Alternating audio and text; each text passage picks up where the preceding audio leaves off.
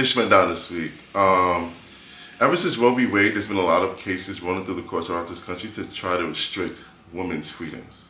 So this week, in Alabama, some Alabama lawmakers from both sides of the aisle scrambling to protect IVF treatments. Those treatments now paused at nearly half of the state's fertility clinics after a bombshell state Supreme Court ruling that frozen embryos are children. The issue now front and center on the campaign trail, with politicians trying to clarify where they stand. So with all this going on, it begs the question, why are women still voting Republican?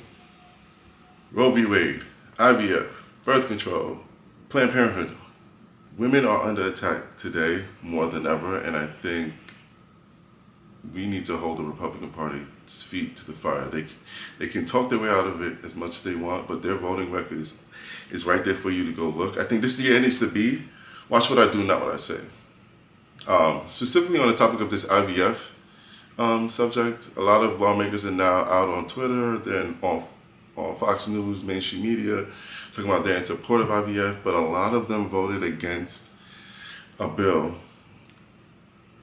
that would keep from banning IVF just last year. There is literally a congresswoman who used IVF to have a child, who then, just last year, voted to ban IVF. So, and she's a Republican. So, which is why my question has always been, how is it that voting Republican has ever served, not has ever served, but in today's day and age, how is voting Republican in the best interest of women in this country? County is now the fourth and largest county in Texas to approve an abortion travel ban.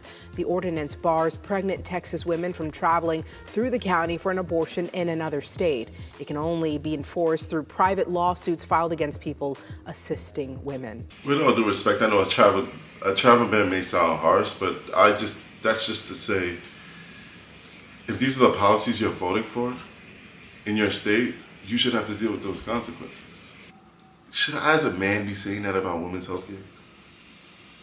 Yeah. Day after day, seems like Because at the end of the day, these decisions affect poor people the greatest.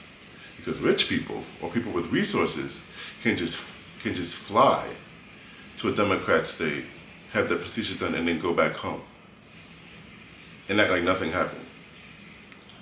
So I think we need to start holding people's feet to the fire.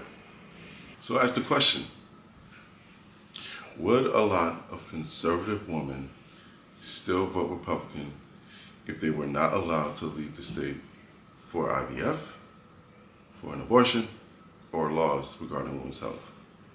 Would they still vote that way?